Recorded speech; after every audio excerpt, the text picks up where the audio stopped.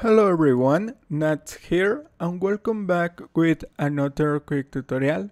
In today's I'm gonna show how to disable your microphone in Windows 10 and Windows 11. The first step is go to the start menu and type settings and hit enter. Select system tab, one click, and select sound, one click. Click on this text, manage sound device, one click, and select your microphone and click on disable, and this is all. You can try expand this option for other